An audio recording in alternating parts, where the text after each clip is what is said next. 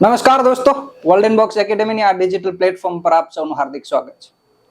મિત્રો, સંવાદ શ્રેણી અંતર્ગત એક નવો સેશન લઈ અને આ નવા વર્ષમાં વિક્રમ સંવત 2080માં તમારી સમક્ષ હાજર થયો છું. આશા રાખીએ કે આ વર્ષમાં તમારી બધાની સફર પૂરી થાય અને તમને તમારા લક્ષ્યાંકો મળે અને આપણી આ સંવાદ શ્રેણી એ તમારા લક્ષ્યાંકમાં એક એક્સ ફેક્ટર બનીને તમને મદદરૂપ થાય.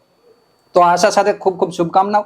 અને નવા સેશનની શરૂઆત કરતા પહેલા એ જરૂર કહીશ કે હવેના પછીના જે સેશન છે એ કોર અને કરંટ બંને મિક્સ કરીને તમને આપવામાં આવશે. ફોર એક્ઝામ્પલ, આજનો જે મુદ્દો તમે જોશો મિત્રો, તો આ નોબેલ ઇન ઇકોનોમિક્સ, એટલે કે ઇકોનોમિક્સમાં કોઈ વ્યક્તિને નોબેલ મળેલો છે. તો ખરેખર તો આ પ્રિલિમનો એક ફેક્ટ કહી શકાય કે કોઈ વ્યક્તિને આપણને નોબેલ પ્રાપ્ત થયેલું છે. પરંતુ આપણા માટે જે કામ છે એ વ્યક્તિએ ઇકોનોમિક્સમાં કયું રિસર્ચ વર્ક કર્યું છે, કયા મુદ્દાઓ ઉપર એમણે નોબેલ પ્રાપ્ત કર્યું છે, એ મુખ્ય પરીક્ષાનો પ્રશ્ન બનશે.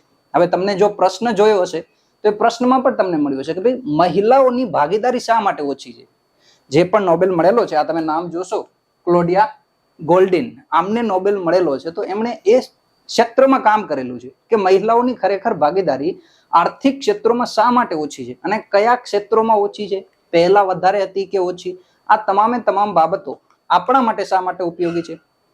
તો દરેક સેશનની જેમ આજે પણ આપણે જોઈશું કે આપણે આ શા માટે ભણવાનું છે. નોબેલ છે ઇકોનોમિક્સમાં, એ આપણે શા માટે ભણવાનું છે. તો આપણા સિલેબસને આ બાબત કઈ જગ્યાએ ટચ થાય છે એ મુદ્દો જોવાનો છે. તો આપણે ખાસ કરીને મુખ્ય પરીક્ષામાં તમે જોશો એક સિલેબસમાં, તો ઇકોનોમિક્સનું મેઇન્સના સેશનમાં ઇકોનોમિક્સના મેઇન્સનું તમે સિલેબસ ઉઠાવીને જોશો તો તમને મળશે વસ્તી અને માનવ વિકાસ. વસ્તી અને માનવ વિકાસ, કે માનવોની સંખ્યા સાથે આર્થિક બાબતો કઈ રીતે જોડાયેલી છે. વસ્તી સંક્રમણ, લેબર પાર્ટિસિપેશન રેટ, આ તમામે તમામ બાબતો આર્થિક બાબતો સાથે શા માટે જોડાયેલી છે. ભારતને એવું કહેવામાં આવે છે કે ભારત પાસે શ્રમ ખૂબ મોટી માત્રામાં ઉપલબ્ધ છે. તો ભારતે આનો કઈ રીતે ઉપયોગ કરવો જોઈએ.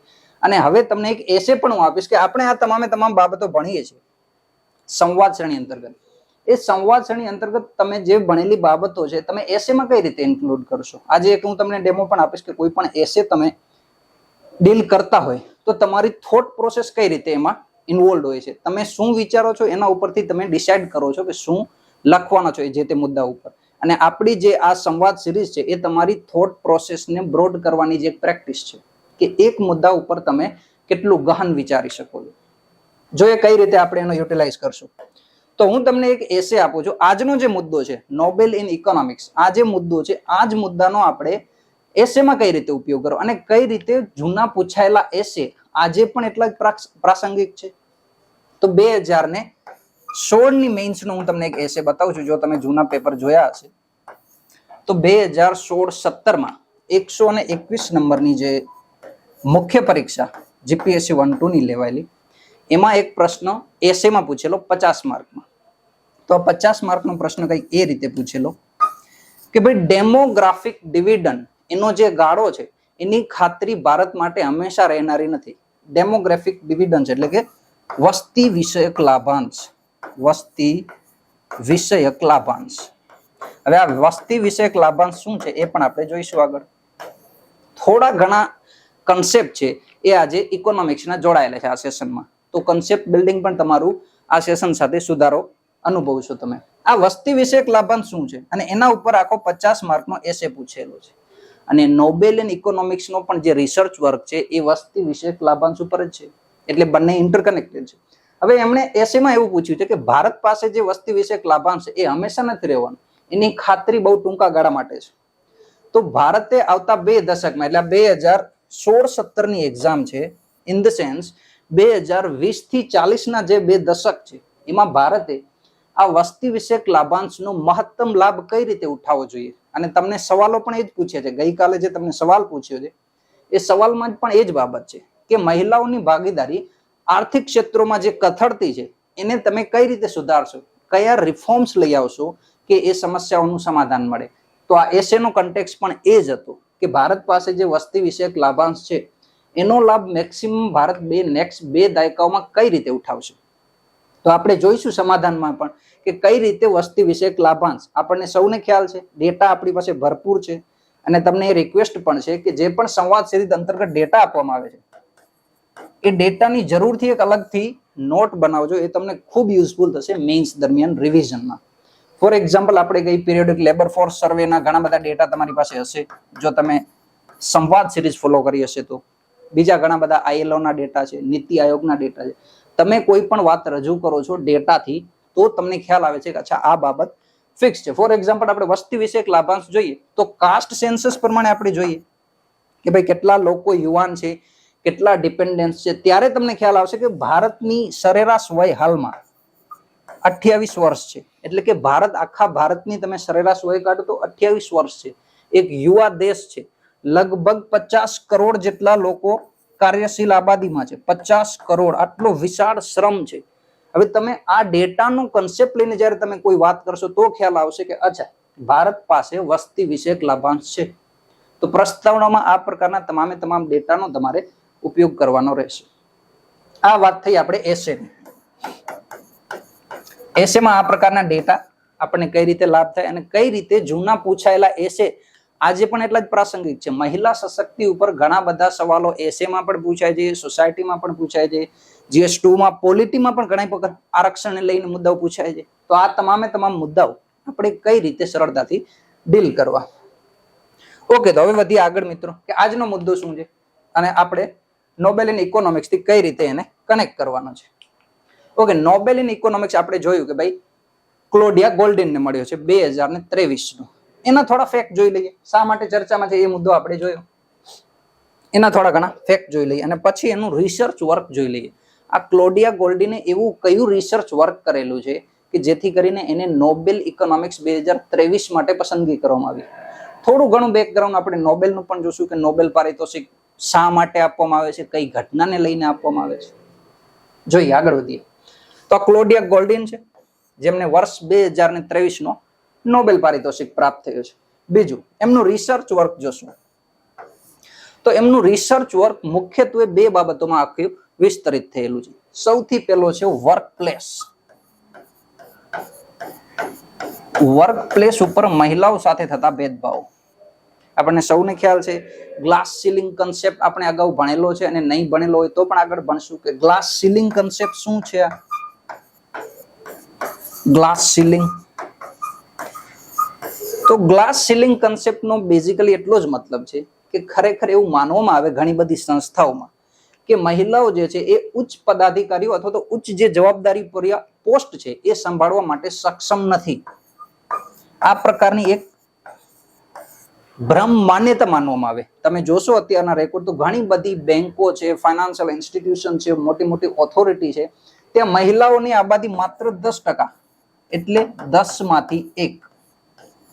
આ રેશિયોમાં તમને જોવા મળશે. 10 માંથી માત્ર 1 મહિલા, એટલે કે 10 મોટા પદાધિકારીઓ હોય તો એમાં મહિલાનું પ્રમાણ 1 હોય, 10% જેટલું. આને શું કહે છે? Glass ceiling. માત્ર એ મહિલા છે એટલા માટે નહીં કે એના પાસે કેપેબિલિટી નથી, એ પદ સંભાળવા માટે જેટલી સક્ષમ હોવી જોઈએ એટલી શક્તિ એનામાં નથી, એવી કોઈ બાબત નથી. વૈચારિક કે એ પ્રકારની કોઈ બાબત નથી. જસ્ટ એટલા માટે કે એ મહિલા છે એને ઊંચી પોસ્ટ ઉપર જતા રોકવામાં આવે છે અલગ અલગ ક્ષેત્રોમાં. એ કન્સેપ્ટને આપણે શું કહીએ છીએ? Glass ceiling. તો અહીં પણ એ જ વાત કરી છે ક્લોડિયા ગોલ્ડિને કે ભાઈ વર્ક પ્લેસ ઉપર મહિલાઓ સાથે ઘણા બધા ભેદભાવ થતા હોય છે. જાતીય સતામણી, આ ઉપરાંત મહિલાઓ સાથે અલગ અલગ અધિકારોને લઈને મુદ્દાઓ આવે છે. તો વર્ક પ્લેસ ઉપર મહિલાઓ સાથે ઘણી બધી સમસ્યાઓ જોડેલી છે. અને બીજો એનો જે કાર્યક્ષેત્ર છે એ છે pay gap. Gender pay gap આપણને ખ્યાલ જ છે કે મહિલા અને પુરુષ એક જ કામ કરતા હોય, સમાન વર્કિંગ આર હોય, ઉત્પાદકતા પણ એક સમાન જ હોય, સ્કિલ પણ એક સમાન હોય, તેમ છતાં આ પે ગેપ જોવા મળે છે. એટલે કે મહિલાનું વેતન પુરુષના વેતન કરતા ઓછું. આ બે ક્ષેત્રો ઉપર એને કામ કર્યું છે. છેલ્લી 2 સદીઓમાં એને જોયું છે કે છેલ્લા 200-300 વર્ષને ઉઠાવીને તમે જોશો તો મહિલાઓની ભાગીદારી શા માટે ઘટી છે, વર્તમાનમાં કઈ સમસ્યાઓ મહિલાઓ સામે છે, આ તમામ મુદ્દાઓનું ક્લાસિફિકેશન એને આ 2 ક્ષેત્રોમાં કર્યું છે. એક તો વર્ક પ્લેસ ઉપર એની સાથે કઈ ભેદભાવ અથવા તો સમસ્યાઓ છે અને પે ગેપને લઈને કઈ સમસ્યાઓ છે. આ 2 મુખ્ય મુદ્દાઓ ઉપર આ ક્લોડિયા ગોલ્ડિનનું કાર્યક્ષેત્ર છે અને એના માટે એમને પસંદગી કરવામાં આવ્યા છે વર્ષ 2023 ના નોબેલ પારિતોષિક માટે. આગળ વધશું. આ એમનું કાર્યક્ષેત્ર આપણે જોયું. બીજું, થોડાક ફેક્ટ જોઈ લઈએ કે આ ક્લોડિયા ગોલ્ડિન છે, આના અગાઉ કોઈ મહિલાને નોબેલ પારિતોષિક મળેલા છે કે નહીં? તો હા, 2009 અને 2019 આ 2 વર્ષમાં મહિલાઓને ઇકોનોમિક ક્ષેત્રમાં નોબેલ પારિતોષિક મળ્યા છે. એમના નામ ખાસ યાદ રાખવાની જરૂર નથી. એલિનોર ઓસ્ટ્રોમ અને એસ્થર ડુફ્લો, આ બંનેને મળેલા છે 2009 અને 10માં. પણ આ બંને જે મળેલા છે એ વ્યક્તિગત રીતે નથી મળેલા, સંયુક્ત રીતે મળેલા છે. એટલે કે 2 કે 3 વ્યક્તિઓને સંયુક્તમાં નોબેલ પારિતોષિક આપવામાં આવે ઇકોનોમિક્સમાં. 2009 અને 2019ના વર્ષમાં જે પારિતોષિક આપવામાં આવ્યા એ આ બંને મહિલાઓને કોઈ અન્ય વિજેતાઓની સાથે સંયુક્તમાં આપવામાં આવે. માત્ર પ્રથમ મહિલા છે આ ક્લોડિયા ગોલ્ડિન કે જેને ઇન્ડિવિજ્યુઅલી વ્યક્તિગત રીતે નોબેલ પારિતોષિક ઇકોનોમિક્સમાં મેળવેલો છે. એના થોડા ઘણા ફેક્ટ હતા. આગળ વધીએ. ઓકે, તો ઇકોનોમિક્સ નોબેલ આપવામાં આવે છે. તો ઇકોનોમિક્સ અને અન્ય કયા કયા ક્ષેત્રોમાં નોબેલ મેળવવામાં આવે છે અને નોબેલ પારિતોષિક શું છે, કોની યાદમાં આપવામાં આવે છે અને શા માટે આપવામાં આવે છે, એ તમામ બાબતો જોઈએ. તો એનું બેકગ્રાઉન્ડ તમે કદાચ જાણતા હશો. આ આલ્ફ્રેડ નોબેલ સાહેબ છે. આલ્ફ્રેડ નોબેલ સાહેબની યાદમાં જે છે એ નોબેલ પારિતોષિક આપવામાં આવે છે. હવે આ આપણને ખ્યાલ છે સૌને કે ડાયનામાઇટના પિતા, ડાયનામાઇટના શોધક, એક વિસ્ફોટક પદાર્થની એને શોધ કરી, ડાયનામાઇટ. ડાયનામાઇટનું નામ તમને બધાએ સાંભળ્યું છે. ખાસ કરીને કોઈ એવી જગ્યા કે જેમ કે કોઈ પર્વતો, પહાડ તોડવાના હોય અથવા તો ટ્યુબવેલ જ્યાં પણ ખોદવામાં આવતા હોય ત્યાં કોઈ પથ્થર હોય તો એને તોડવા માટે વિસ્ફોટક પદાર્થો બનાવવાના હોય તો ત્યાં ડાયનામાઇટનો ઉપયોગ થતો હોય છે. એ ડાયનામાઇટની જે શોધ કરનાર વૈજ્ઞાનિક હતા એમનું નામ છે આલ્ફ્રેડ નોબેલ. અને આ આલ્ફ્રેડ નોબેલની યાદમાં જ આપણે શું આપવામાં આવે છે? નોબેલ પારિતોષિક. બીજું, આલ્ફ્રેડ નોબેલની યાદમાં તો આપવામાં આવે છે, પરંતુ એમની જ વસિયત એટલે કે એમની જ સંપત્તિ, આલ્ફ્રેડ નોબેલની એમની જ વસિયત કે એમની સંપત્તિના આધારે જ આ તમામ નોબેલ પારિતોષિકની સ્થાપના કરવામાં આવી છે. અને સૌ પ્રથમ નોબેલ પારિતોષિક 1901ના વર્ષમાં આપવામાં આવ્યું. એટલે કે 1901 થી હાલ સુધી આપવામાં આવેલા છે. બીજું, આ ડાયનામાઇટની જે શોધ કરનાર નોબેલ હતા એમણે 6 ક્ષેત્રો નથી પસંદ કર્યા. એટલે કે જે હાલમાં આપવામાં આવ્યું ઇકોનોમિક્સ, આ ઇકોનોમિક્સમાં જે નોબેલ પારિતોષિક આપવામાં આવ્યો એ નોબેલ પારિતોષિકની સ્થાપના આલ્ફ્રેડ નોબેલે નથી કરેલી, એ પાછળથી થયેલી. એટલે કે 1901 થી અલગ અલગ ક્ષેત્રોમાં 5 જેટલી અલગ અલગ કેટેગરી એટલે કે અલગ અલગ ક્ષેત્રોમાં નોબેલ પારિતોષિક આપવામાં આવતા. તો આ 5 જે ક્ષેત્રો હતા 1901માં જે નિર્ધારિત કરવામાં આવ્યા એમાં ઇકોનોમિક્સને સ્થાન નહોતું. એ અલગ અલગ બીજા ક્ષેત્રો હતા. આપણે જોઈએ તો એમાં કેમેસ્ટ્રી છે સૌથી પહેલું, બીજું છે ફિઝિક્સ, મેડિસિન છે, લિટરેચર છે, આ તમામ ક્ષેત્રો છે. અને છેલ્લે છે પીસ. આ 5 ક્ષેત્રોમાં નોબેલ પારિતોષિક આપવામાં આવતા વર્ષ 1901 થી. એટલે કે ઇકોનોમિક્સનો જે નોબેલ પારિતોષિક છે એ પાછળથી ઉમેરવામાં આવે છે, 1901 થી નથી આપવામાં આવ્યું. તો ક્યારથી આપવામાં આવ્યું? 1968ના વર્ષથી ઇકોનોમિક્સનો નોબેલ પારિતોષિક આપવાની શરૂઆત થઈ.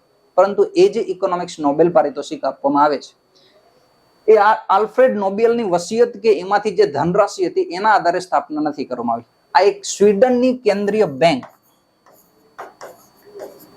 સ્વીડન છે એ સ્વીડન સ્કેન્ડિનેવિયન ઉત્તર યુરોપનું એક દેશ છે. એ સ્વીડનની કેન્દ્રીય બેંક એટલે કે આપણી આરબીઆઈ કેમ છે, રિઝર્વ બેંક ઓફ ઇન્ડિયા ભારતની કેન્દ્રીય બેંક છે, આ પ્રમાણે સ્વીડનની જે કેન્દ્રીય બેંક છે એણે આપેલા દાનના આધારે આ નોબેલ પારિતોષિકની રચના કરવામાં આવી ઇકોનોમિક્સના. અને 1968ના વર્ષથી તમામ જે વિજેતાઓ હતા એમને આપવામાં આવે છે. સબ્જેક્ટ આપણે જોઈ લીધા, મુખ્ય 5 સબ્જેક્ટ હતા. 1968 થી એક નવો સબ્જેક્ટ ઉમેરવામાં આવ્યો અને એ હતો ઇકોનોમિક્સ. આગળ વધીએ. આ બેઝિક કન્સેપ્ટ હતા. હવે આપણે જોઈએ રિસર્ચ વર્ક. કે ક્લોડિયા ગોલ્ડિને જે શોધ કરી, જે ક્ષેત્રોમાં એમણે રિસર્ચ કર્યું છે એનું આપણા માટે શું ઇમ્પોર્ટન્સ છે અને એમણે કઈ શોધો ઉપર કાર્ય કર્યું છે. તો સૌથી પહેલા એમણે કીધું કે ભાઈ શ્રમ અને બજારમાં મહિલાઓની ભાગીદારી કેટલી છે, પહેલા કેટલી હતી અને હાલમાં કેટલી છે અને કઈ સમસ્યાઓ છે.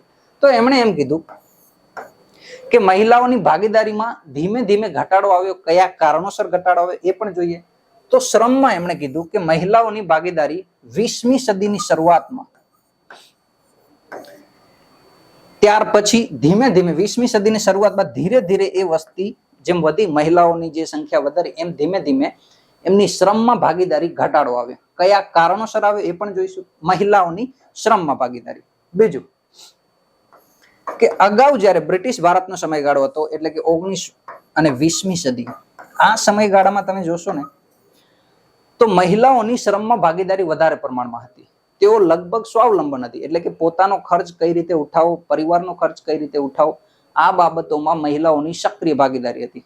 આપણને સૌને ખ્યાલ છે કે 1947માં જ્યારે ભારત આઝાદી મેળવે છે ત્યારે ભારતમાં કૃષિ ઉપર આધારિત જનસંખ્યા 64% આબાદી હતી. એટલે કે દેશની 64% આબાદીનો જે વ્યવસાય હતો એ કૃષિ હતો, અને એટલે જ આપણે કૃષિ પ્રધાન દેશ. તો આ ધીરે ધીરે કૃષિ ઉપર જે નિર્ભર આબાદી હતી એનું પ્રમાણ આજે ઘટીને 50% છે. બીજું કે લઘુ ઉદ્યોગ હતા, એટલે કે સ્થાપત્યો છે, શિલ્પ ઉદ્યોગ છે, ગૃહિણીઓના જે micro and small medium enterprise, એ ટાઈપના જે નાના નાના ઉદ્યોગો હતા એમાં મહિલાઓ ઘરેલું ભાગીદારી નોંધાવતી, અને જે નાના નાના ઉદ્યોગો હતા એમાં પ્રોડક્ટ બનાવતી, અને એ પ્રોડક્ટના વેચાણ થકી એ પોતાની આવક સુનિશ્ચિત કરતી. પણ ધીરે ધીરે શું થયું, આધુનિક ભારતમાં એ આધુનિકીકરણ એટલે કે ઔદ્યોગિકરણની રચના થઈ. ઔદ્યોગિકરણ, ઇન્ડસ્ટ્રીયલાઇઝેશન. હવે ઔદ્યોગિકરણની રચના થવાથી મહિલાઓની ભાગીદારીમાં શું ફરક પડશે, એ મુદ્દો ક્લોડિયા ગોલ્ડીને મુખ્ય રીતે ઉઠાવે છે. કારણ કે એમણે કીધું કે ભાઈ તમે કૃષિ અને કુટીર આ બંને ઉદ્યોગ તમે જોશો તો એનો વિકાસ લગભગ ગ્રામ્ય વિસ્તારમાં જોવા મળ્યો હતો. કૃષિનું મોટા ભાગનું જે વ્યવસાય છે એ ગ્રામ્ય ઉદ્યોગમાં છે, અને જે કુટીર ઉદ્યોગ છે, નાના સૂક્ષ્મ ઉદ્યોગો હતા, એ તમામનો વિકાસ ક્યાં થયો હતો? ગ્રામ્ય વિસ્તારમાં. અને ગ્રામ્ય વિકાસમાં ભારતની આબાદી સૌથી વધુ છે. ભારતની 69% આબાદી જે છે એ ગ્રામ્ય વિસ્તારમાં છે. આ 2011 ના આંકડા છે. આ પ્રમાણ તમે 1947 કે એનાથી અગાઉ જોશો તો હજી વધારે મળશે 69% કરતા. તો જ્યારે ગ્રામ્ય વિસ્તારમાં જ તમામ કાર્યો થાય છે, એટલે કે લઘુ ઉદ્યોગ અને કુટીર ઉદ્યોગ, આ તમામ કાર્યો જો ગ્રામ્ય વિસ્તારમાં થાય છે તો મહિલાઓમાં ચોક્કસ ભાગીદારી નોંધાવશે. પરંતુ ધીરે ધીરે જ્યારે ઔદ્યોગિકરણનો વિકાસ થયો, આ ઔદ્યોગિકરણનો વિકાસ ક્યાં થયો? શહેરી વિસ્તારમાં. અને ધીરે ધીરે એનું સેન્ટ્રલાઇઝેશન થઈ ગયું. ફોર એક્ઝામ્પલ, આપણે આખા દેશમાં અત્યારે ઔદ્યોગિકરણની દ્રષ્ટિએ સૌથી મહત્વના કેન્દ્રો જોઈએ તો તમને શું કહેશો? મુંબઈ, દિલ્હી, કોલકાતા, ચેન્નઈ, આ રીતે શું ઔદ્યોગિક એક ક્લસ્ટર થઈ ગયા, એક જ વિસ્તારમાં કેન્દ્રીયકરણ થયું. હવે ફોર એક્ઝામ્પલ અમદાવાદ, આ અમદાવાદ છે એક ઇન્ડસ્ટ્રીયલ સિટી છે. તો અમદાવાદમાં તમામ ઉદ્યોગોનું એક સેન્ટ્રલાઇઝેશન, એક ક્લસ્ટર તૈયાર થાય. તો આસપાસના જે વિસ્તારો છે, કૃષિ અને કુટીર અને બીજા જે નાના નાના સૂક્ષ્મ ઉદ્યોગો હતા, એ તમામ પોતાને ક્યાં શિફ્ટ કરવાની ટ્રાય કરશે? અમદાવાદમાં. એટલે કે પ્રોડક્શન અમદાવાદમાં જ થાય, કે જેથી કરી એને કોસ્ટ, લેબર કોસ્ટ અને ટ્રાન્સપોર્ટેશન કોસ્ટ ઘટે. ફેક્ટર ઓફ જે પ્રોડક્શન છે, ઉત્પાદનના જે કારકો છે, એ પણ આપણે એક ફેક્ટર આગળ જોઈએ છે. ઉત્પાદનના કારકો કોને કહેવાય? કોઈ પણ વસ્તુ કે સેવાનું નિર્માણ થાય તેમાં ઉત્પાદનના કારકો લાગેલા હોય. તો એ લેબર કોસ્ટ અને તમામ કિંમતો ઘટાડવા માટે ઔદ્યોગિકરણનો જ્યારે વિકાસ થયો ને, તો તમામ બાબતો એક ક્લસ્ટરમાં, કેન્દ્રીકરણમાં ધીરે ધીરે નિપટી. અને અમદાવાદ કે મુંબઈ, એ તમામ મોટા શહેરો જે છે એ જ એક ઔદ્યોગિક હબ બન્યા. આસપાસના જે વિસ્તારો હતા, ગ્રામ્ય જે વિસ્તારો હતા, તેમાંથી ઔદ્યોગિકરણની પ્રવૃત્તિ નાશ પામી. એટલે કે ત્યાં કોઈ મોટા રોજગાર કે આ કૃષિ અને કુટીર ઉદ્યોગો બચ્યા નહીં. તો હવે પરિસ્થિતિ કેવી સર્જાશે? તમારે જો રોજગાર મેળવવો છે તો ક્યાં જવું પડશે? મોટા શહેરો તરફ. અને આપણને સૌને ખ્યાલ છે કે મહિલાઓ માટે ઘર છોડી અને અન્ય જગ્યાએ કમાવા જવું એ સૌથી મોટી સમસ્યા છે. બેવડી જવાબદારી છે, પોતાના ઘરની પણ જવાબદારી છે અને સાથે સાથે એક કાર્ય કરવાની પણ એક જવાબદારી છે. એ બંને જવાબદારીઓ મહિલાઓ સાથે ના ઉઠાવી શકે. તો પુરુષો ધીરે ધીરે સ્થળાંતરણ થઈ અને ઔદ્યોગિક ક્ષેત્રોમાં રોજગાર મેળવી શકે, પણ મહિલાઓ પોતાનું સ્થાન છોડી અને અન્ય જગ્યાએ જવામાં નિષ્ફળ રહી. અને ધીરે ધીરે જે આર્થિક પ્રવૃત્તિઓ હતી એમાંથી મહિલાઓની બાદબાકી ધીરે ધીરે ઘટાડો થઈ ગયો. આ એક ઓબ્ઝર્વેશન કર્યું ક્લોડિયા ગોલ્ડીને, કે ઔદ્યોગિકરણ જે થયું મોડર્ન યુગમાં એ ક્લસ્ટરના, સેન્ટ્રલાઇઝેશનના ફોર્મમાં થયું, અને એના લીધે મહિલાઓ રોજગારમાંથી બહાર થઈ. સૌથી પહેલું પાછું એને એમ કીધું છે કે હવે ધીરે ધીરે મોડર્ન યુગમાં જે સેવા ક્ષેત્ર છે એ સર્વિસ સેક્ટરમાં મહિલાઓ પરત આવી રહી છે. સર્વિસ સેક્ટર ફોર એક્ઝામ્પલ તમે જોશો તો ટેલિફોન લાઈન છે, આ તમામે તમામ બીજા એજ્યુકેશન છે, ટીચિંગ છે, આ તમામે તમામ ક્ષેત્રો આપણે સેવા ક્ષેત્રોમાં લઈશું. તો આ તમામે તમામ ક્ષેત્રો છે, એજ્યુકેશન છે અને અન્ય તમામે તમામ જે સેવા ક્ષેત્રો છે એમાં સમસ્યા શું છે? હોટેલ છે. તો આમાં તમને રોજગાર મળવાની જે શક્યતાઓ છે એ ઇન્ડસ્ટ્રીયલાઇઝેશન જેટલી નથી. સૌથી વધુ રોજગાર કોણ આપી શકે? ફેક્ટરી છે. અને દ્વિતીય ક્ષેત્ર, સેકન્ડરી સેક્ટર જેને આપણે કહીએ છીએ, તો સેકન્ડરી સેક્ટર એટલે કે ઔદ્યોગિક જે સેક્ટર છે એ સૌથી વધુ રોજગાર આપી શકે. સેવા ક્ષેત્રમાં એટલા પ્રમાણમાં જે તમને મળવું જોઈએ રોજગાર એ શક્ય નથી. અને આપણને સૌને ખ્યાલ છે કે ભારતની 48% આબાદી મહિલાઓ છે. એટલે કે 140 કરોડમાંથી તમે ઓન એન એવરેજ કાઢશો તો 65 થી 70 કરોડ જેટલી મહિલાઓ ભારતમાં છે. આટલા મોટા પ્રમાણમાં રોજગાર માત્ર સેવા ક્ષેત્રના આપી શકે અને એના લીધે ધીરે ધીરે મહિલાઓ રોજગારમાંથી બહાર થતી ગઈ. બીજું એમણે શું રિસર્ચ કર્યું છે એ જોઈએ આગળ. ઓકે, બીજું એમણે કીધું કે ધીરે ધીરે આ તો એક હતું ક્લસ્ટરલાઇઝેશન હતું, સેન્ટ્રલાઇઝેશન હતું, એ તો હતું. બીજી કેટલીક પણ સમસ્યાઓ છે. એમણે બીજી કેટલીક બે મહત્વના મુદ્દા કીધા છે કે એક તો છે મેરેજ. આ મેરેજ એ સૌથી મોટી સમસ્યાઓ બન્યા છે મહિલાઓ માટે રોજગારમાં જોડાવાને લઈને સમસ્યામાં. એ શું છે? તો મેરેજ પછી જે મહિલાઓ છે એ મેરેજ પછી મહિલાઓ ધીરે ધીરે રોજગારમાંથી બહાર થાય છે. કઈ રીતે? હાલમાં પણ તમે જોશો તો જ્યારે કોઈ દંપતીને બાળકનો જન્મ થાય ત્યાર પછી જો બંને રોજગારમાં જોડાયેલા હશે તો બંનેમાંથી કોઈ એક વ્યક્તિએ રોજગારનો ત્યાગ કરવો પડશે. તો એ ત્યાગ મોટા ભાગે કોણ કરશે? મહિલા. એટલે કે મહિલા છે એ રોજગારમાંથી બહાર જશે. ઘરના જે વડીલો છે, જે બાળકો છે, આ તમામે તમામ સામાજિક જવાબદારીઓ કોણ સંભાળશે? મહિલા. ઘરેલું કાર્યો કોણ કરશે? મહિલા. તો ઘરેલું કાર્યોની જે જવાબદારી છે એ મહિલા ઉપર આવશે. અને એટલા માટે એ મેરેજ પછી મહિલા પોતાનું જે વ્યવસાયિક ક્ષેત્ર છે, વ્યવસાયિક કાર્ય છે, આર્થિક પ્રવૃત્તિઓ છે એ સ્ટોપ કરે છે અને પોતાની જે ઘરેલું જવાબદારીઓ છે એ એટલે ઉઠાવે છે. તો સૌથી મોટી સમસ્યા આવી કે મેરેજ પછી મહિલાઓ પોતાનો જે રોજગાર હતો એનો ત્યાગ કરી અને પછી ઘરેલું જવાબદારી ઉઠાવે છે. બીજું, ઘરેલું જવાબદારીઓ ઉઠાવે છે પણ ઘરેલું જવાબદારીઓ આનું કોઈ વેતન નથી. આપણને સૌને ખ્યાલ છે કે આપણા ઘરે મમ્મી કે સિસ્ટર જેટલા પણ કામ કરતા હોય એ કોઈ વેતનિક કાર્ય નથી. એટલે કે જમવાનું બનાવવું, કપડાં ધોવા, પરિવારને ધ્યાન રાખવી, આ તમામે તમામ બાબતો છે એનું કોઈ વેતન ના હોય. એટલે કે એ કાર્યને એક મહત્વહીન કાર્ય તરીકે જોવામાં આવે કે એમની મહિલાઓની જવાબદારી છે. તમામે તમામ પરિવારોને ધ્યાન રાખવાની જવાબદારી મહિલાઓની છે. આ એક ફેક્ટ તરીકે રજૂ કરવામાં આવ્યું, સ્વીકારવામાં આવ્યું અને એટલા માટે એ જવાબદારી સૌથી વધુ પ્રમાણમાં મહિલાઓ પર થોપવામાં આવી. અને એ જ કારણ હતું કે મેરેજ પછી મહિલાઓએ પોતાની જે જવાબદારી હતી એ સંભાળી અને આર્થિક ક્ષેત્રમાંથી દૂર થઈ. આનું એક એમણે ઉદાહરણ આપ્યું છે કે તમે જોશો ને વર્ષ 1901 એટલે કે 20મી સદીમાં તમે જોશો તો મહિલાઓની આબાદીમાં 20% મહિલાઓ આર્થિક ક્ષેત્રમાં જોડાયેલી હતી. એટલે કે રોજગાર મેળવેલી હતી, આર્થિક ક્ષેત્ર સાથે જોડાયેલી હતી. પરંતુ જો શાદીશુદા મહિલાઓ તમે જોશો, મેરિડ વુમન જોશો તો એનું પ્રમાણ કેટલું હતું? માત્ર 5%. આ 20મી સદીની વાત છે. એટલે કે માત્ર 5% મહિલાઓ જ કે જેમના મેરેજ થઈ ગયેલા છે એ આર્થિક ક્ષેત્રમાં જોડાયેલી છે. બાકી તમામે તમામ મહિલાઓ આ ઘરેલું અવૈતનિક કાર્ય સાથે જોડાયેલી હતી. એટલે કે બાકીની જે 95% મહિલાઓ છે, આ 95% મહિલાઓ ફોર્મલાઇઝેશન અથવા તો જે ઔદ્યોગિક કે વેતન કાર્ય સાથે જોડાયેલી ન હતી. જોકે એમણે બીજી પણ કેટલીક બાબતો રજૂ કરી છે કે આ ધીરે ધીરે કેવી પ્રકારનો ટ્રેન્ડ વધી રહ્યો છે. અને એમણે એમાં કીધું કે મોડર્ન યુગમાં તો મહિલાઓ રોજગાર મેળવે છે ધીરે ધીરે સેવા ક્ષેત્રમાં, પરંતુ જે ગર્ભ નિરોધક દવાઓ અને ઉપકરણોની શોધ થઈ 1960ના દશકથી, 1960ના દશકથી સામાન્ય મહિલાઓ અને પુરુષો એટલે કે દંપતીઓ પાસે આ ગર્ભ નિરોધકની પહોંચ સુનિશ્ચિત થઈ. ગર્ભ નિરોધક દવાઓ અને ઉપકરણો, આનો ઉપયોગ ધીરે ધીરે સમાજમાં પ્રચલનમાં આવે. એના પછી જે છે એ મહિલાઓ ધીરે ધીરે રોજગારમાં વધી રહી છે. કઈ રીતે? ઓબ્વિયસલી મહિલા એટલે કે દંપતી પાસે જો આ ઉપકરણો તમામ હશે, દવાઓ અને ઉપકરણ, તો એ પોતાના માતૃત્વ ધારણની જે ક્ષમતાઓ છે એટલે કે સમય છે એ નક્કી કરી શકશે. એટલે એના આધારે પોતાની વ્યવસાય અને માતૃત્વ ધારણ, આ બંને બાબતો આરામથી સુનિશ્ચિત કરી શકશે કે કયા સમયે બાળકને જન્મ આપો, કયા સમય સુધી રોજગારમાં કે પોતાના કેરિયર ઉપર ફોકસ કરો. આ તમામે તમામ બાબતો સરળતાથી એ મેનેજ કરી શકે. એટલે આ બંને જે વસ્તુઓ છે એ મહિલાના રોજગારમાં એમને ઉપયોગી નીવડી. બીજું, વેતન અંતર અને માતૃત્વ, આ બાબતો ઉપર એમણે ખાસ ફોલો કર્યું છે, ફોકસ કર્યું છે કે વેતન અંતર આજે પણ જોવા મળે છે. સૌથી વધુ મહિલાઓ ઇન્ફોર્મલ સેક્ટરમાં છે.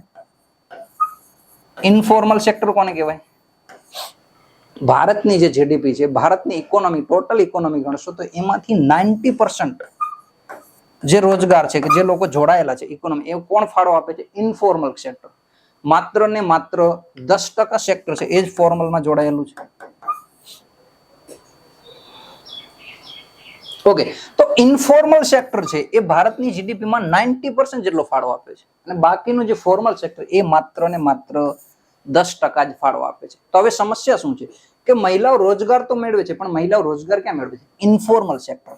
ઇન્ફોર્મલ સેક્ટરનો મતલબ શું કે જેની કોઈ નોંધણી અથવા તો કોઈ રજીસ્ટ્રેશન સરકાર પાસે કે કોઈ ઓથોરિટી પાસે ના. ફોર એક્ઝામ્પલ, આપણે લારી વાળા હોય, પાણીપુરી વાળા હોય કે કોઈ પણ હોય.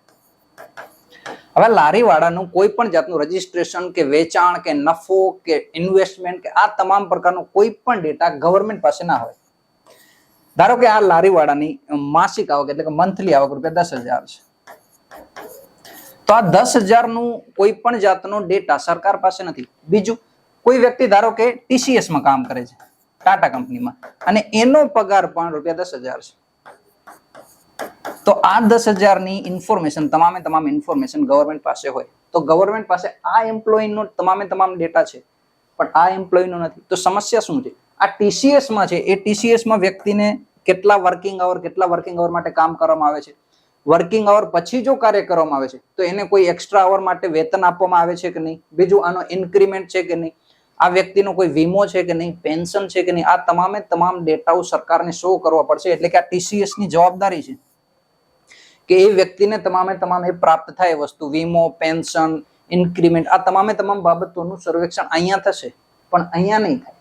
ઘણા બધા એવા ફોર્મ છે આપણી પાસે, સૂક્ષ્મ ફોર્મ, કે જેની કોઈ પણ જાતનો ડેટા અથવા તો ગવર્મેન્ટ પાસે ના હોય. તો એક ક્ષેત્રમાં જો મહિલાઓ રોજગાર મેળવશે તો ત્યાં કોઈ પણ જાતનો વીમા, પેન્શન કે સ્વાસ્થ્ય સેવાઓ પ્રાપ્ત નહીં થાય. એટલે એક સમસ્યા તો એ છે. વેતન અંતર એટલે કે અહીંયા TCS માં કોઈ બે વ્યક્તિઓ એટલે કે બે એમ્પ્લોય નોકરી મેળવે છે, એક છે પુરુષ અને એક છે મહિલા. તો અહીંયા તમે જોશો તો મહિલા અને પુરુષ આ બંનેનું એક પોસ્ટ ઉપર વેતન કેટલું હશે? ₹10,000, કે 8 કલાક કામ કરે છે અને સેમ પોસ્ટ ઉપર છે, તો અહીંયા એમનું વેતન ₹10,000 હશે. અહીંયા TCS એ પ્રકારનું વર્તન ન દાખવી શકે કે મહિલાને 8,000, પુરુષને 10,000, બીકોઝ ઓબ્વિયસલી સરકાર પાસે ડેટા છે, ઓથોરિટી છે, ઓબ્ઝર્વેશનમાં છે.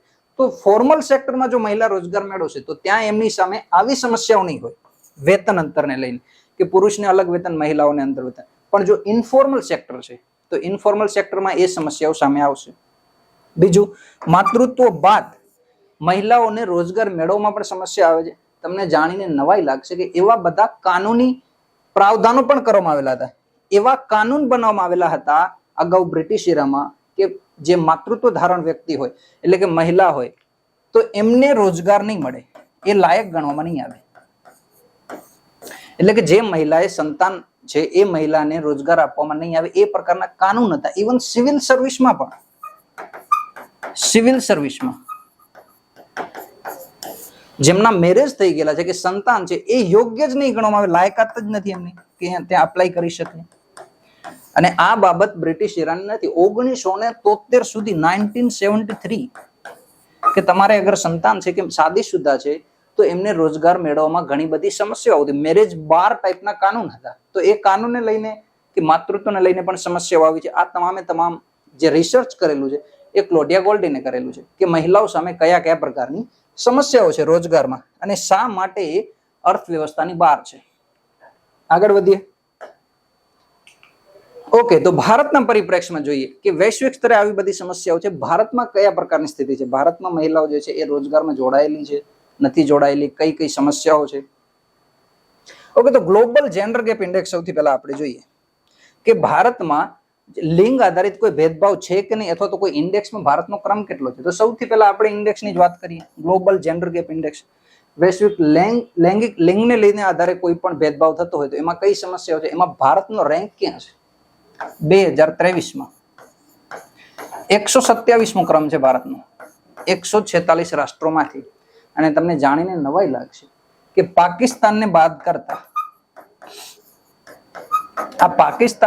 કરતા ભારતના તમામ પાડોશી ઇન્ક્લુડિંગ ચીન, મ્યાનમાર, બાંગ્લાદેશ, ભૂતાન, નેપાળ, શ્રીલંકા આ તમામ દેશોનો ક્રમ 127 થી સારો છે, એટલે કે ઉપર છે. ભારતની સમસ્યા આ લિંગ આધારિત વેતનને લઈને છે એવું આપણને કોણ જણાવે છે? આ ગ્લોબલ જેન્ડર ગેપ ઇન્ડેક્સ. એટલે કે જે સમસ્યાઓ ક્લોડિયા ગોલ્ડીને જણાવી એ સમસ્યાઓ આજે ભારતમાં પણ અહીંયા છે. ભારતમાં પણ મહિલાઓ રોજગાર મેળવવા જાય છે તો એ સમસ્યાઓનો સામનો કરે છે એવું આ ઇન્ડેક્સ જણાવે છે. બીજું, આ જે ગ્લોબલ જેન્ડર ગેપ ઇન્ડેક્સ છે એની માપણી કઈ રીતે કરવામાં આવે છે કે આપણને કઈ રીતે ખ્યાલ આવે કે ભારતનો 127મો ક્રમ છે, નોર્વે, સ્વીડન જેવા ટોપ 10 ના દેશ છે, એમાં કઈ બાબતો મહિલાઓ માટે સારી છે અને કઈ બાબતો ભારતમાં મહિલાઓને આર્થિક ક્ષેત્રમાં આવતા રોકે છે? એ મુખ્ય 4 માપદંડો છે, એ પણ આપણે જોઈ લઈએ. સૌથી પહેલું ઇકોનોમિક પાર્ટિસિપેશન અને ઓપોર્ચ્યુનિટી. તો મહિલાઓને અવસર પ્રાપ્ત થાય છે કે નહીં અને મહિલાઓની ભાગીદારી છે કે નહીં? તો આપણે લેબર ફોર્સ પાર્ટિસિપેશન રેટ. આ લેબર ફોર્સ પાર્ટિસિપેશન રેટ એવું કહે છે કે ભારતમાં મહિલા શ્રમની અગર ભાગીદારી જોવામાં આવે તો મહિલામાં પાર્ટિસિપેશન રેટ છે 20%. વર્ષ 2022-23માં પણ, જ્યારે પુરુષોમાં પ્રમાણ ક્યાં છે? 57%. એટલે કે પુરુષો આર્થિક ક્ષેત્રમાં વધુ જોડાયેલા છે, મહિલાઓ ઓછી જોડાયેલી છે. બીજું, ધીરે ધીરે પુરુષો ઔદ્યોગિક ક્ષેત્રમાં વધે છે તો મહિલાઓ પાસે કૃષિની જવાબદારી વધશે. ભાઈ, અગર કોઈ ગામમાંથી, કોઈ પરિવારમાંથી એક પુરુષ સભ્ય છે એક શહેર વિસ્તારમાં જાય છે રોજગાર મેળવવા માટે, ઔદ્યોગિક વિસ્તારમાં જાય છે, તો જે ગામમાં કૃષિ છે આ કૃષિની જવાબદારી કોની ઉપર આવશે? મહિલા ઉપર આવશે. તો આ પ્રકારની ઓપોર્ચ્યુનિસ્ટિક એમને મળે છે રોજગારની અવસરો, કોઈ ખાસ અવસરો એ રીતે પર્ટિક્યુલર નથી આપવામાં આવતા, એટલે એમનું પાર્ટિસિપેશન રેટ અહીંયા તમે ત્રીજા ભાગનું જોઈ શકો છો. જ્યારે ચીનમાં આ પ્રમાણ જોશો તો એ પ્રમાણ છે 61%. હવે તમને જાણીને એ ખ્યાલ આવશે કે ભાઈ આખા દેશની 48% આબાદી મહિલાઓ છે, એટલે કે લગભગ 65 કરોડ જેટલી આબાદી મહિલાઓની છે. એમાંથી માત્ર ને માત્ર 20% જેટલી જ મહિલાઓ સક્રિય રીતે રોજગારમાં જોડાયેલી છે, આર્થિક પ્રવૃત્તિમાં જોડાયેલી છે. અને આપણે વાત કોની હતી? Demographic dividend. એટલે કે ભારત પાસે જે યુવા આબાદી છે, એ વસ્તી છે યુવા આબાદી, એનો લાભ આર્થિક ક્ષેત્રમાં ભારત મેળવી શકે કે નહીં, અથવા તો મેળવવા માટે ભારતે કયા રિફોર્મ કરવા જોઈએ, આ પ્રકારનો એસે આપણે જોયો 2016-17માં પૂછાયેલો છે. તો ભારતે આ સુધારા કરવાની જરૂર છે કે જે મહિલાઓની રોજગારમાં ભાગીદારી 20% છે એને 60-70-80% સુધી પહોંચાડો, એમને ઓપોર્ચ્યુનિટી આપો, એમને રોજગારમાં અવસર આપો. આ બાબત છે અહીંયા. બીજું, એજ્યુકેશનલ એટેનમેન્ટ. તો આમાં શું બાબત એમને જોવા મળી કે જે શિક્ષણ છે, શિક્ષણમાં સામાન્ય રીતે મહિલાઓ પ્રાઇમરી કે મિડલ સ્કૂલ સુધી એજ્યુકેશન મેળવે છે, એટલે કે ધોરણ 10 સુધી મેળવે છે. પરંતુ ધોરણ 10 પછી જો એવી સમસ્યાઓ છે આર્થિક રીતે કે એક છોકરો અને એક છોકરી, એટલે કે બોય અને ગર્લ, એ બંનેમાંથી કોઈ એક વ્યક્તિને શિક્ષણ મેળવવા માટે શહેરમાં મોકલી શકાય, આટલી એ લોકો પાસે આર્થિક ઇકોનોમી છે, તો પછી શું સમસ્યા આવશે? એમને અહીંયા માત્ર ને માત્ર છોકરાને મોકલવામાં આવશે, છોકરીને નહીં. એટલે કે અહીંયા પણ કેવી સમસ્યા? ધોરણ 10 પછી અભ્યાસ માટે કોઈ શહેરમાં જશે, બંનેમાંથી કોઈ એક ભાઈ બહેન મળી તો ભાઈ જશે, બહેન નહીં જાય, એટલે કે બહેનનું શિક્ષણ ક્યાં સુધી રહેશે? ધોરણ 10 સુધી. તો અહીંયા પણ મહિલાને લિંગ આધારિત સમસ્યાઓ, એટલે કે લિંગ આધારિત ભેદભાવની સમસ્યાઓ આવે છે. બીજું, હેલ્થ એન્ડ સર્વાઈવલ. તો સ્વાસ્થ્યને લઈને મહિલાઓ સામે શું સમસ્યાઓ છે સ્વાસ્થ્યમાં? તો આના ડેટા પણ આપણી પાસે છે. લેબર ફોર્સ પાર્ટિસિપેશન રેટના નેશનલ ફેમિલી હેલ્થ સર્વેના શું કહે છે? તો નેશનલ ફેમિલી હેલ્થ સર્વે જે તાજેતરમાં લેવાનો 2019 થી 21 દરમિયાન, એના ડેટા આપણી પાસે એવું કહે છે કે આખા ભારતની મહિલાઓની જે આબાદી છે એમાંથી 53% મહિલાઓ, આ 53% મહિલાઓ એનિમિયા ગ્રસ્ત છે. એનિમિયા ગ્રસ્ત ઇન ધ સેન્સ કે એ વ્યક્તિનું બોડી ફૂલ આઉટપુટ માટે રેડી નથી. એનિમિયા ગ્રસ્તને લઈને જેટલી પણ મહિલાઓ હશે એમનું આઉટપુટ, ઇકોનોમિક આઉટપુટ 100% નહીં હોય. તો જ્યાં વ્યક્તિનું સ્વાસ્થ્ય જ એટલું સક્ષમ નથી કે આર્થિક ઇકોનોમીમાં જોડાય, તો પછી એમનો રોજગાર મળે કે ના મળે એ તો સેકન્ડરી ક્વેશ્ચન છે. તો જ્યાં 53% આબાદી જ એનિમિયાથી ગ્રસ્ત છે, એમની પાસે જરૂરી પ્રમાણમાં પોષણ જ નથી, અંડરવેઇટ છે, કોઈ સમસ્યા અંગને અથવા વિકલાંગને લઈને છે, તો એ પ્રકારનું ઇકોનોમિક આઉટપુટ મહિલાઓ પાસેથી મળી ન શકે. આ 53% જે મહિલાઓ છે એમની ઇકોનોમિક ભાગીદારી બહુ નિમ્ન પ્રમાણમાં જોવા મળશે. બીજું, આ 53% મહિલાઓ જ્યારે માતૃત્વ ધારણ કરશે તો આગળની જે પેઢી છે, આવનારી જે વંશ છે, આવનારી પેઢી છે, એ પણ કેવી હશે? એ પણ આર્થિક રીતે સક્ષમ નહીં હોય, સ્વાસ્થ્યની દ્રષ્ટિએ એકદમ મજબૂત કે સક્ષમ નહીં હોય. એટલે કે આવનારી જે પેઢી છે એ પણ ઇકોનોમિક આઉટપુટમાં જરૂરી પ્રમાણમાં ભાગીદારી નહીં નોંધાવે. આ સમસ્યા છે. ચોથું, પોલિટિકલ એમ્પાવરમેન્ટ, રાજનીતિક ભાગીદારી. તો રાજનીતિક ભાગીદારીમાં મહિલાઓનું પ્રમાણ ભારતમાં કયા ક્ષેત્રે અથવા કેટલું છે એ જોઈએ. તો વર્તમાનમાં જે લોકસભા છે, 17મી લોકસભા, એમાં લોકસભામાં પ્રમાણ છે 14%. એટલે કે ટોટલ લોકસભાની સીટોમાંથી 14% જે સીટો છે એ મહિલાઓ એમપી દ્વારા ભરવામાં આવેલી છે. રાજ્યસભામાં પ્રમાણ માત્ર ને માત્ર 10% છે.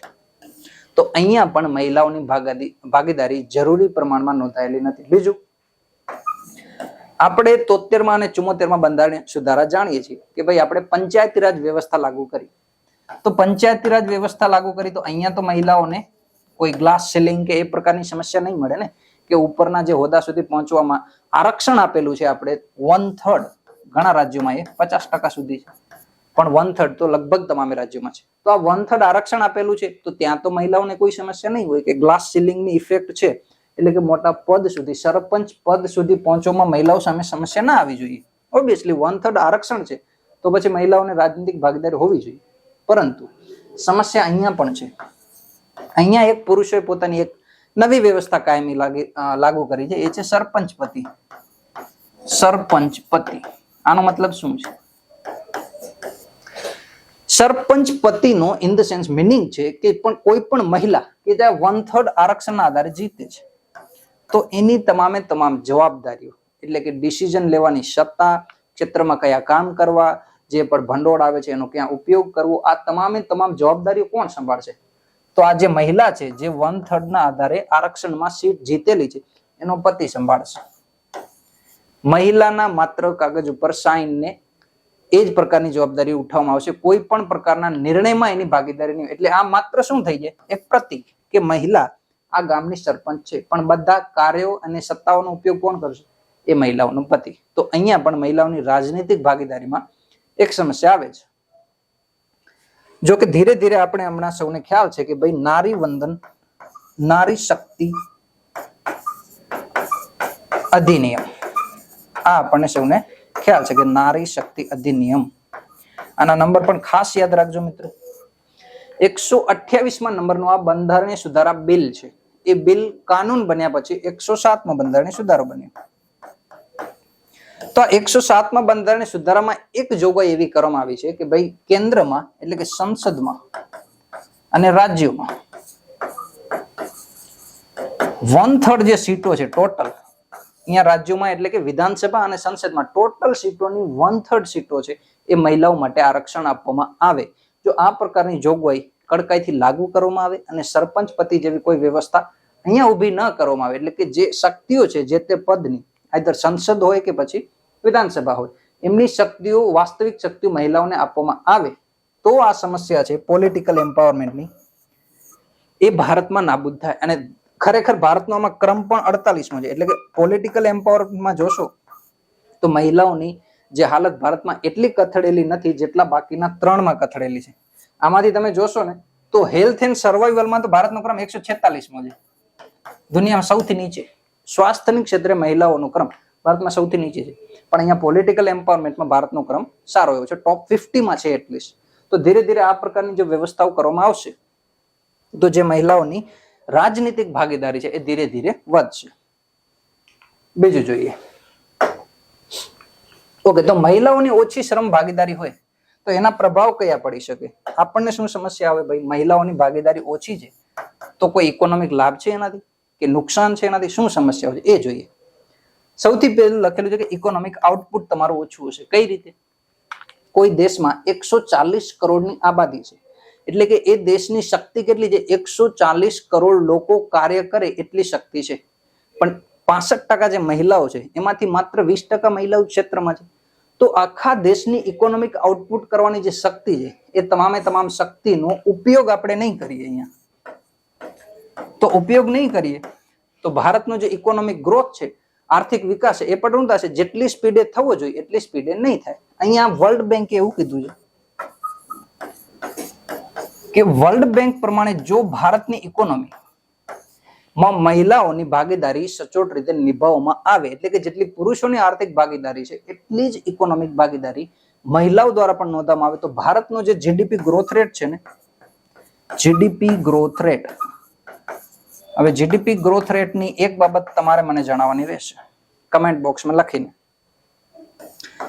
કે ફાઇનાન્શિયલ યર 2023-24 છે, આમાં ભારતનો જીડીપી ગ્રોથ રેટ કેટલો અંદાજિત કરવામાં આવે છે કે ભારતનો જીડીપી નો ગ્રોથ રેટ કેટલો વધશે? આ બાબત તમારે મને જણાવવાની છે. આઈધર તમે બજેટ જોઈ લ્યો કે સીધું ગૂગલમાં ચેક કરો અને તમે કમેન્ટ બોક્સમાં જણાવો. તો આઈ હોપ કે આ તમે બાબત જોઈ હશે બજેટમાં અને કમેન્ટમાં જણાવી હશે. હું તમને જણાવી દઉં કે 6.0 થી 6.8% આટલો દર આપણે બજેટમાં નોંધાવેલો છે કે વર્ષ 2023-24 જોઈશું નાણાકીય વર્ષ, તો ભારતનો ગ્રોથ રેટ આટલો હશે, 6% હશે અથવા તો વધીને 6.8%. આ રેન્જમાં હશે, આવું બજેટ કહે છે. પણ વર્લ્ડ બેંક શું કહે છે કે જો મહિલાઓની ભાગીદારી યોગ્ય રીતે નિભાવવામાં આવે સચોટ પ્રમાણમાં તો આ વધી અને 7.0 કે 7.8 આની વચ્ચે જતો રહેશે. એટલે કે 1% જેટલો આર્થિક વૃદ્ધિ દર વધી જશે જો મહિલાઓની ભાગીદારી વધારવામાં આવે. ઓકે, જીડીપી ગ્રોથ રેટ આપણે વર્લ્ડ બેંકના આધારે જોયું. એક તો આપણું યુટિલાઇઝેશન ઓછું થશે, આર્થિક વિકાસ ધીરે ધીરે રૂપ થશે. ઇન્કમ ઇનઇક્વાલિટી એટલે કે ભાગીદાર જે સમાનતા છે, આર્થિક સમાનતા, આ ઘટશે. આ કઈ રીતે ઘટશે? ઓલરેડી જે અસમાનતા દર છે એ ભારતમાં વધારે છે. તો અહીંયા તમે જોશો તો 69% મહિલાઓ ગ્રામ્ય વિસ્તારમાં રહે છે, કાસ્ટ સેન્સર 2011 પ્રમાણે. અને બીજું, જે શહેરની મહિલાઓ, જે શિક્ષિત મહિલાઓ છે એ સેવા ક્ષેત્રમાં લાભ મેળવશે. આપણે જોયું કે ભાઈ ક્લોડિયા ગોલ્ડિન છે, એને એવું કીધું કે સર્વિસ સેક્ટર જે રીતે ગ્રોથ પામે છે એ રીતે ધીરે ધીરે સેવા ક્ષેત્રમાં મહિલાઓની આર્થિક ભાગીદારી વધે છે. તો આ સેવા ક્ષેત્રનો વિકાસ તો ખાલી ક્લસ્ટરમાં છે, ક્યાં? શહેરોમાં. પરંતુ ગ્રામ્ય વિસ્તારમાં તો સેવા ક્ષેત્રનો એટલો બધો વિકાસ નથી. તો મહિલાઓ જે શહેરમાં રહે છે એ તો સેવા ક્ષેત્રમાં આર્થિક ગતિવિધિઓ કરશે અને રોજગાર મેળવી લે છે.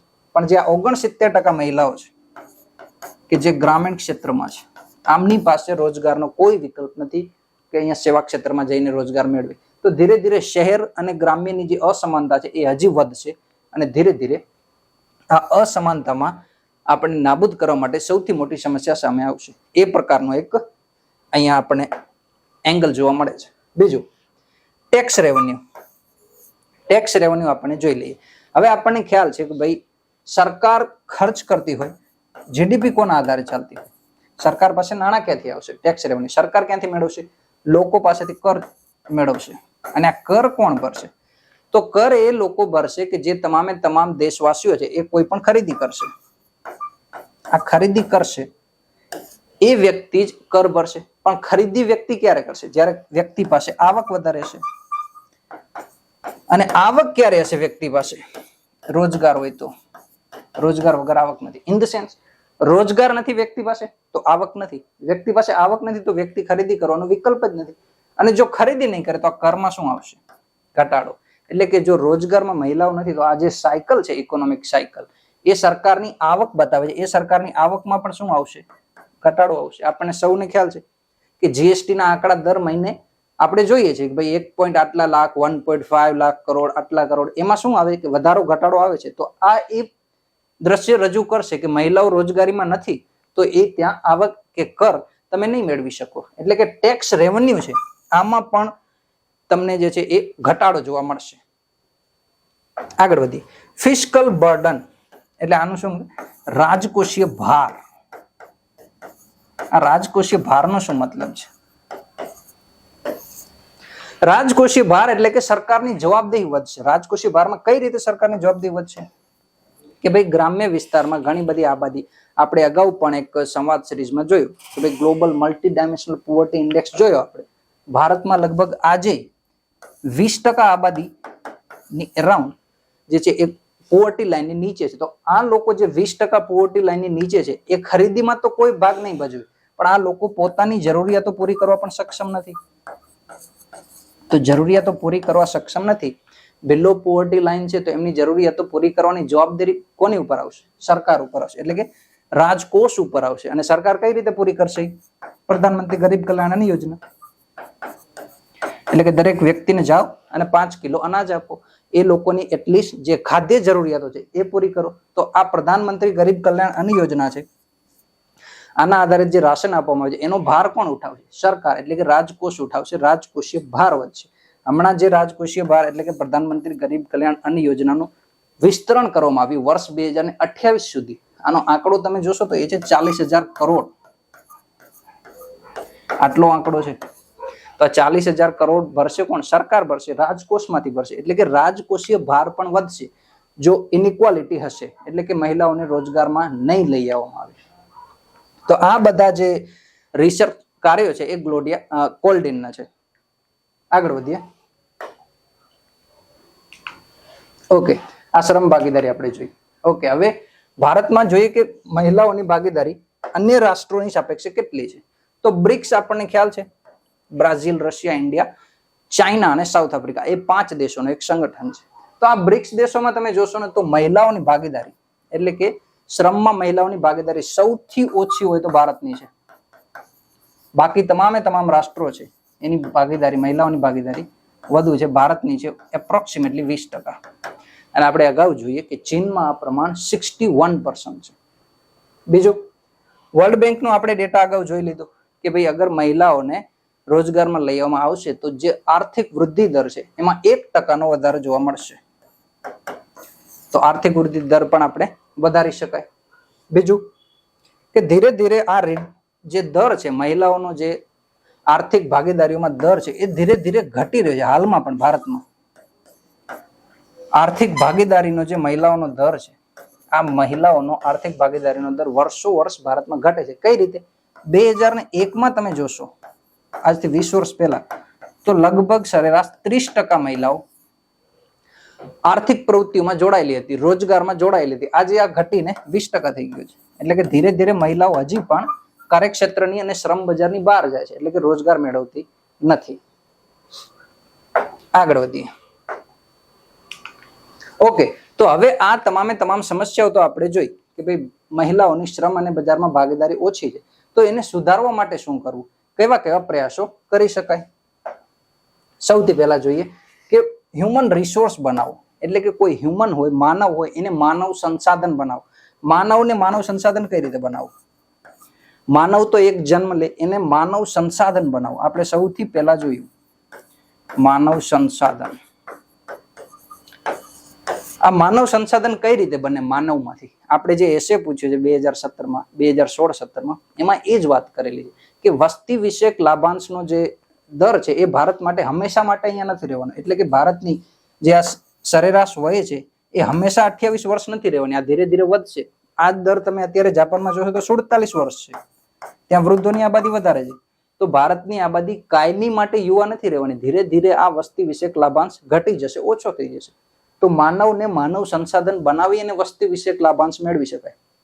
પણ માનવને માનવ સંસાધન કઈ રીતે બનાવવું? તો એમાં અમુક વસ્તુ જરૂરી છે. સૌથી પહેલા પોષણ હોવું જોઈએ જરૂરી વ્યક્તિ પાસે. બાળક જન્મે સૌ પ્રથમ એને પોષણની જરૂર પડે. તો આપણે જોયું કે ભાઈ મહિલાઓ પાસે ઓલરેડી જે મહિલાઓની સંખ્યા છે એમાં 53% જેટલી મહિલાઓ તો એનિમિયાથી ગ્રસ્ત છે. તો એનિમિયા ગ્રસ્ત જે મહિલાઓ છે એમને જરૂરી પોષણ આપો. બીજું, સ્વાસ્થ્યને લઈને આ બાબત છે,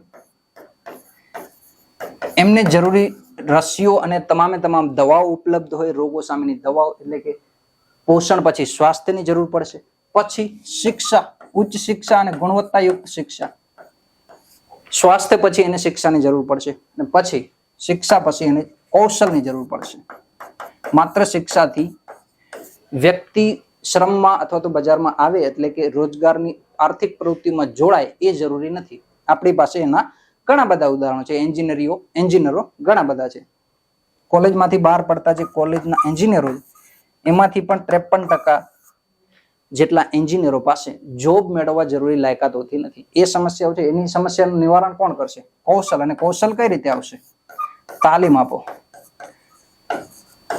જે રોજગારની માંગ છે બજારમાં એને રિગાર્ડિંગ તાલીમ આપો કોઈ વ્યક્તિને. આટલી બાબતો ઉપર જો કામ કરવામાં આવશે, પોષણ, સ્વાસ્થ્ય, શિક્ષા, કૌશલ, તાલીમ, આ તમામે તમામ બાબતો ઉપર જો કામ કરવામાં આવે તો એક વ્યક્તિ માનવમાંથી માનવ સંસાધન બને. તો આવા ક્ષેત્રમાં જો કામ કરશું તો મહિલાઓની આર્થિક ભાગીદારી વધશે. આગળ જોઈએ કે અવૈતનિક કાર્યોનું જે પ્રમાણ છે એ મહિલાઓમાં વધારે છે આજે પણ. અને બીજું, એને મહત્વહીન સમજવાની એક અવધારણા છે કે ભાઈ જે ઘરેલું જવાબદારીઓ છે, જે વડીલોની સેવા કરવાની છે, બાળકોનો ઉછેર કરવાનો છે, રસોઈ, કપડા, આ તમામે તમામ જવાબદારીઓ મહિલાઓની જ છે. આ પ્રકારની એક અવધારણાનો વિકાસ થાય છે. તો આનો આપણે દૂર કરવાનો છે. બીજું, એક રિસર્ચ એવું કહે છે કે ઓન એન એવરેજ એક ઇન્ડિયન ફિમેલ ડેઈલીના 6 કલાક અવૈતનિક કાર્યમાં એટલે કે ઘરેલું સેવામાં વાપરે છે. અને આ પ્રમાણ પુરુષોમાં કેટલું છે? 1 કલાક. તો મહિલાઓ 6 કલાક ઘરની સેવામાં અને અવૈતનિક કાર્યોમાં આપે છે, જ્યારે પુરુષ ત્યાં 1 કલાક આપે છે. તો આ બાબતમાં પણ સમાનતા લાવવાની જરૂર છે. અને બીજું, જે અવૈતનિક કાર્યો છે એનું મહત્વ લઈ આવવા માટે કોઈ સ્કીમની જરૂર પડે. જેમ કે તમિલનાડુ રાજ્ય સરકારે જે ગૃહિણીઓ છે, જે ઘરની સેવાઓ તો ઘરની જવાબદારી સંભાળે છે, એમને વેતન અથવા તો પૈસા આપવાની એક યોજના લાગુ કરી છે. તો આ પ્રમાણે પણ એનું મહત્વ વધારી શકાય. બીજા, રાજનૈતિક સશક્તિકરણ. આપણે અગાઉ પણ જોઈ લીધું કે ભાઈ નારી શક્તિ વંદન અધિનિયમની જે જોગવાઈઓ છે એને સચોટતાથી લાગુ કરવામાં આવે. તો આ તમામે તમામ બાબતો જો સક્રિય રીતે લાગુ કરવામાં આવે તો મહિલાઓની ભાગીદારી જે છે એ બજારમાં વધે અને પુરુષ અને મહિલાની આર્થિક સમાનતા વધે. તો આઈ હોપ કે આ રિસર્ચ જે છે નોબેલ ઇકોનોમિક્સનું, એને આપણે મેઇન સાથે કઈ જોડવું અને કઈ રીતે એસે કે મુખ્ય પરીક્ષામાં જો એ મુદ્દો સંલગ્ન હોય તો એને ડીલ કઈ રીતે કરી શકાય. આઈ હોપ કે આ કન્ટેન્ટ અને જે કન્સેપ્ટ છે એ તમને પસંદ આવ્યો હશે. ને આ જ પ્રકારના નવા કન્સેપ્ટ સાથે આપણે સંવાદ સિરીઝના એક નવા સેશનમાં મળશું. ધન્યવાદ.